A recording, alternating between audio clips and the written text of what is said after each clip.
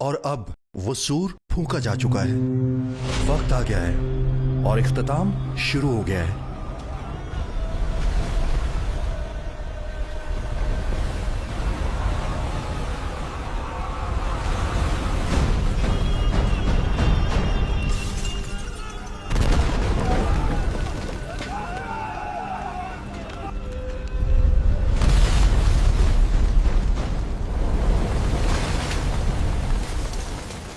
ये दुनिया और पूरी कायनात के मरने का वक्त है।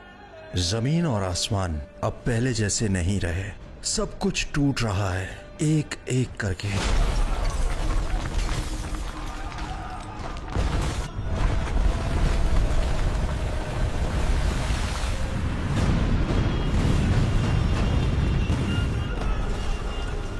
लोग उलझन में एक दूसरे को देख रहे हैं और नहीं जानते कि क्या करना है। वो सदमे और बेबसी के आलम में समझने की कोशिश कर रहे हैं कि क्या हो रहा है। ये किसी भी जल्जले से कहीं ज्यादा है।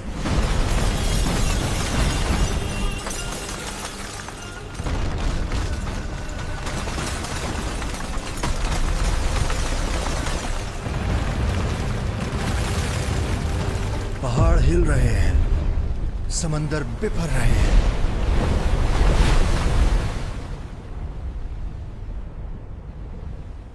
एक के बाद एक जमीन की हर फॉल्ट लाइन टूट रही है और हर चेहरे पर एक गहरे और बढ़ते हुए खौफ का साया है। आसमान से एक एक करके सितारे गिर रहे हैं। लोग चीखते हुए हर तरफ भाग रहे हैं, लेकिन अब फरार का कोई रास्ता नहीं है, क्योंकि अब इम्तिहान का वक्त खत्म हो चुका है और वो एक एक करके जमीन पर गिरकर मर रहे हैं। और अब हम कुरान की आयत पढ़कर बयान करेंगे कि उस दिन लम्हा ब लम्हा क्या होगा। दुनिया का खात्मा सूर नामी ट्रम्पेट फूंकने से शुरू होगा।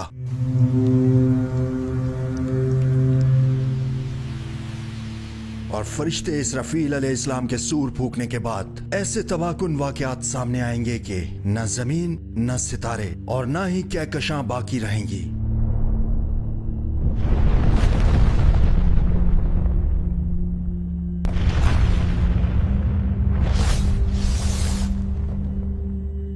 कुरान इस मंजर को यूं बयान करता है, फिर जब सूर पहली बार फूंका जाएगा और जमीन और पहाड़ उठाकर एक ही ज़र्ब से रेजा रेजा कर दिए जाएंगे, तो फिर उस दिन अजीम वाक़या रूनुमा होगा। उस दिन आसमान कमजोर होकर फट जाएगा। उस दिन की दहशत को कई दूसरी आयात में भी तफसील से बयान किया गया है। उस दिन जमीन और पहाड़ जोर जोर से हिलेंगे और पहाड़ सिकुड़कर रेत के टीलों में तब्दील हो जाएंगे। उस दिन हम आसमानों को एक कागज की तरह लपेट देंगे। जैसे हमने पहली बार तख्लीक किया था, उसी तरह हम इसका खात्मा करेंगे और हम ये वादा पूरा करेंगे। बेशक हम यकीनन ये सब कुछ करेंगे। तो अगर तुम कुफ्र करते हो तो उस दिन से कैसे बचोगे जो बच्चों के बाल सफेद कर देगा।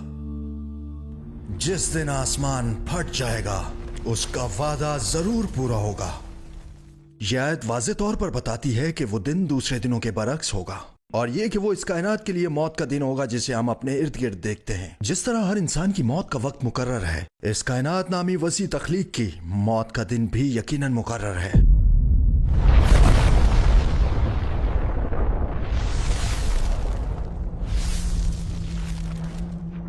एक और आयत में वो वाक़यात जो हमें बताए गए हैं कि ये आखिरी दिन है, इस तरह बयान किए गए हैं, जब सूरज लपेट दिया जाएगा और जब सितारे गिर जाएंगे और जब पहाड़ जलाए जाएंगे, जब हमला ऊंटों को छोड़ दिया जाएगा और जब जंगली दरिंदे इकट्ठे होंगे, जब समंदर उबलेंगे, तो ना आसमान अपनी जगह रहेगा और ना जमीन अपनी जगह रहेगी।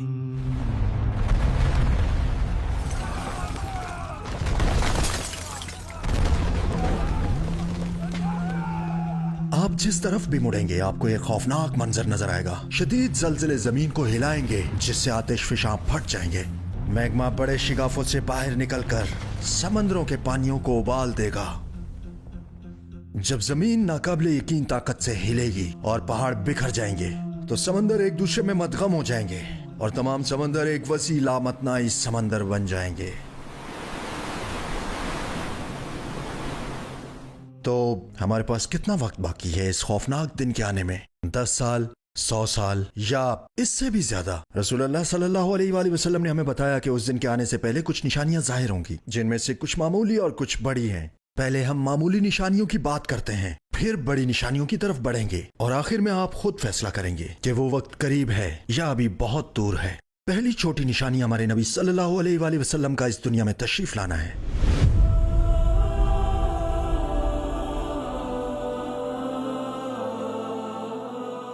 क्योंकि वो अल्लाह के भेजे हुए आखिरी रसूल हैं, इसलिए बहुत से जरा इसे छोटी निशानियों के आगाज के तौर पर देखते हैं। दूसरे अल्फाज में इस दुनिया नामी स्कूल के आखिरी उस्ताद तशरीफ लाए और चले गए। तो क्या ग्रेजुएशन वाकई बहुत दूर हो सकती है? दूसरी निशानी यह है कि लोग अपनी जिंदगियों में कुरान को अहमियत देना छोड़ देंगे।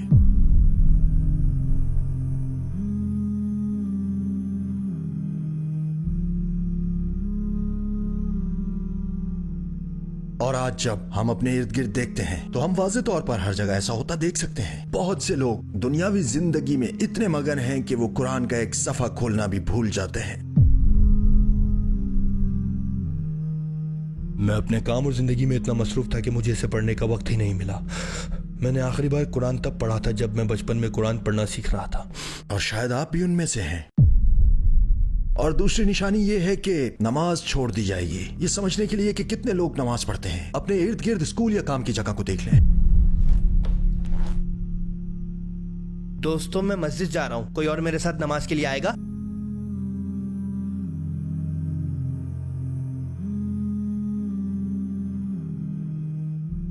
जो जो कयामत का दिन करीब आएगा, नमाज पढ़ने वालों की तादाद कम होती जाएगी। और एक निशानी यह है कि मसाजिद को हद से ज्यादा सजाया जाएगा, लेकिन इबादत को नजरअंदाज किया जाएगा।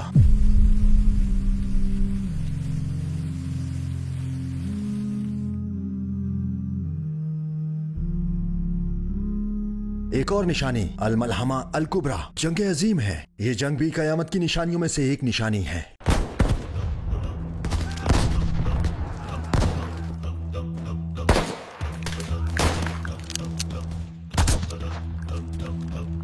इस बारे में उल्मा की मुख्तलिफ आरा हैं कि इससे कौन सी जंग मुराद है और क्या ये पहले ही हो चुकी है। पिछली सदी में हमने जो बड़ी जंगें देखी, यानी पहली और दूसरी जंग अजीम, उनको भी कयामत की निशानियों के तौर पर देखा जा सकता है। अब आइए जल्दी से दीगर छोटी निशानियों पर नजर डालते हैं।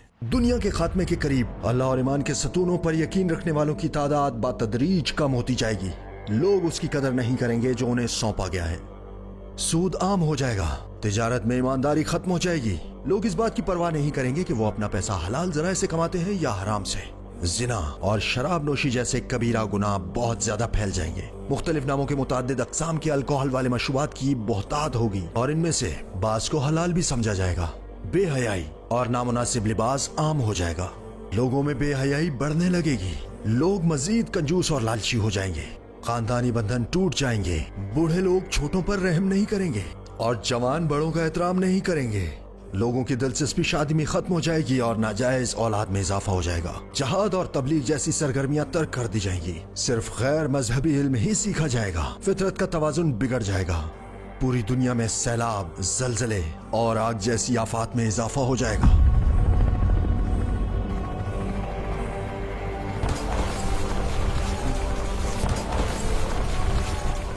कुदरती वसाइल खत्म हो जाएंगे।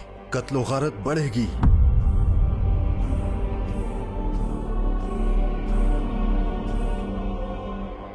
ऊंची इमारतें बनाई जाएंगी। तकदीर और रोज़े क़यामत का इनकार किया जाएगा। लिहाजा जैसा कि आप देख सकते हैं, रोज़े क़यामत की तकरीबन तमाम छोटी निशानियां पहले से ही जाहिर हो चुकी हैं। ये निशानियां साफ जाहिर करती हैं कि इंसानियत अपने आखिरी मरहले में दाखिल हो चुकी है। आइए अब बड़ी निशानियों की तरफ बढ़ते हैं जो दुनिया के खात्मे की तरफ इशारा करती हैं। बड़ी निशानियों में से एक दब्बतुल अर्द का आना है। भागो यहाँ से, क्या हो रहा है? तो इसका क्या मतलब है? दब्बतुल अर्द एक मखलूक का नाम है जो कयामत के करीब जाहिर होगी। इस लफ्ज का लुग़वी मायने जमीन पर चलने वाला जानदार है। यह आयत बताती है कि जमीन से एक किस्म का हैवान निकलेगा। इसका जिक्र इस तरह किया गया है, और जब उनके खिलाफ फैसला सुनाया जाएगा तो हम जमीन से एक मखलूक लाएंगे जो उन्हें बताएगी कि लोग हमारी आयत पर सच्चे दिल से यकीन नहीं करते थे। अजीम इस्लामी स्कॉलर बदियुज्जमा सईद नूरसी फरमाते हैं कि तब्बतुल अर्द अकेली मखलूक नहीं होगी, बल्कि ये एक किस्म की मखलूक होगी। गुज़श्ता सदी में नई बीमारियों और वायरस पहले से कहीं ज्यादा कसरत से नमूदार हुए हैं। ये दरख्तों को खाने वाले कीड़ों की तरह इंसानी जिस्म में सर से पांव तक फैल जाते हैं।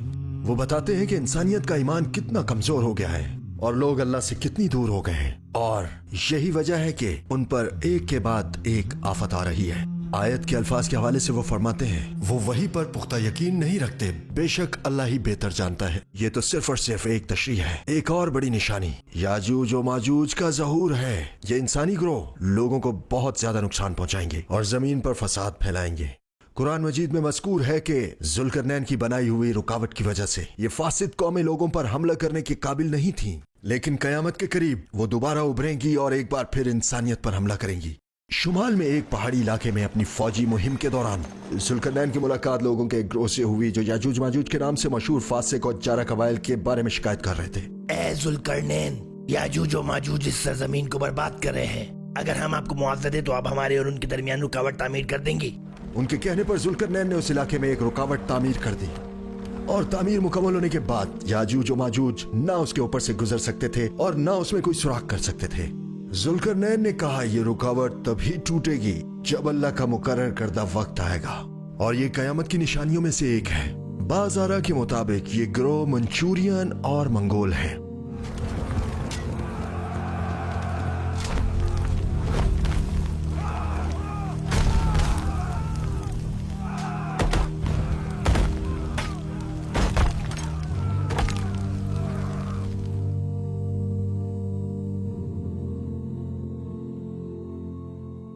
सदियों बाद कयामत के करीब उनकी औलादें एक बार फिर अपने आबा अजदाद की तरह मजालिम से इंसानियत को नुकसान पहुंचाएंगे। बेशक अल्लाह ही बेहतर जानता है। एक और निशानी दज्जाल का आना है। रिवायात में दज्जाल की आमद को दुनिया के खौफनाक तरीन वाकयात में से एक करार दिया गया है। हदीस नबवी में दज्जाल को झूठा, धोखेबाज और झूठा लीडर कहा गया है जो बुराई को अच्छाई और सच को झूठ के तौर पर पेश करता है। एक हदीस में बताया गया है कि ये 30 होंगे। इनमें कयामत के करीब वाले 2 दज्जालों को एक खास मकाम हासिल है। एक बड़ा दज्जाल है और दूसरा दज्जाल वो है जो मुसलमानों में से निकलेगा, यानी सुफियानी। रिवायत के मुताबिक सुफियानी मुनाफिकाना तरीके से कुफर और हराम फैलाकर इस्लाम को खराब करने और लोगों की अब्दी जिंदगी बर्बाद करने की कोशिश करेगा। दूसरी जानिब बड़ा दज्जाल अपने फैलाए हुए नजरियात के जरिए मुसलमानों और गैर मुस्लिमों दोनों को कुफ्र की तरफ ले जाएगा। एक और निशानी इमाम महदी का ज़हूर है जो हमारे नबी सल्लल्लाहु अलैहि वसल्लम की नस्ल से होंगे।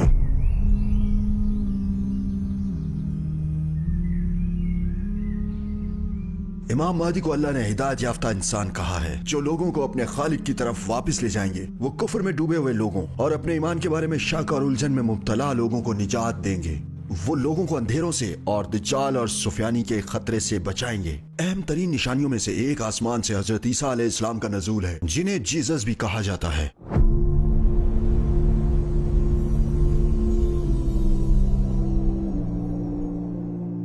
हदीस में आया है कि कयामत के करीब हजरत ईसा अलैहिस्सलाम जमीन पर आएंगे और इस्लाम के अहकाम को नाफिज करेंगे। पिछली जिंदगी में जब वो नबी थे तो यहूदियों ने उनके लिए जाल बिछाकर उन्हें मसलूब करने की कोशिश की थी। इससे पहले कि वो ऐसा कर सकें, अल्लाह ने उन्हें आसमान पर उठा लिया। इमाम महदी के ज़हूर के बाद हजरत ईसा अलैहिस्सलाम एक आदिल हुक्मरान के तौर पर आसमान से नाजिल होंगे। आखिर में वो दज्जाल के खात्मे के लिए इमाम महदी के साथ शामिल हो जाएंगे और खुद दज्जाल को हलाक करेंगे। एक और निशानी दुखान है।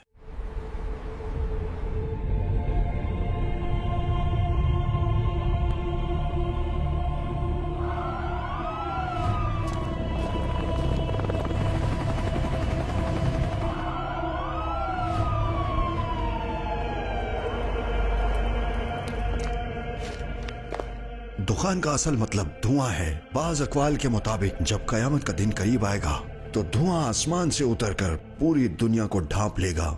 यह सिलसिला 40 दिन तक जारी रहेगा। एक और बड़ी निशानी सूरज का मगरिब से तलू होना है।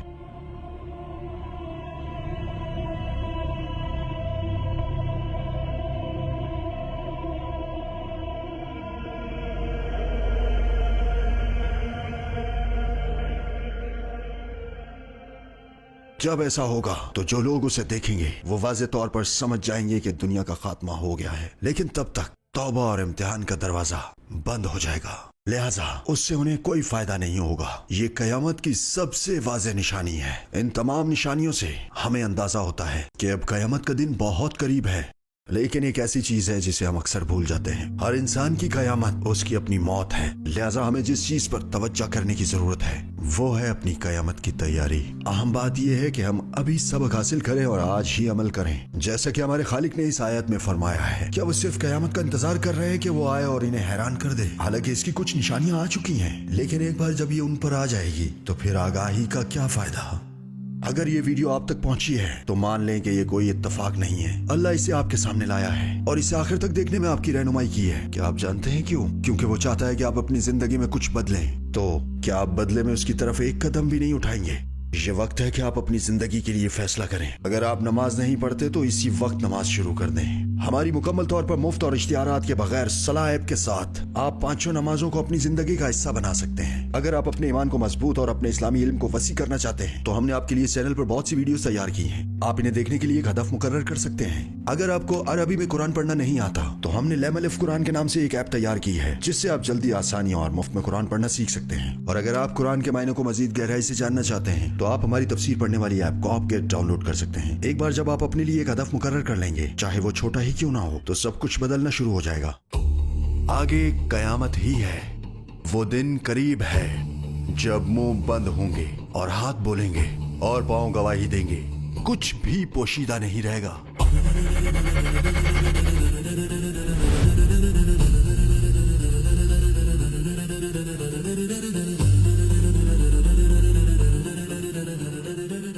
कयामत के दिन सारी इंसानियत उठाई जाएगी और सख्त मुश्किलात के दौर में कदम रखेगी। तो उस तवील दिन ऐसा क्या है जो हमारा इंतजार कर रहा है? हमारी अगली किस्त में देखिए कयामत का दिन। तो पार्ट 3 में मिलते हैं।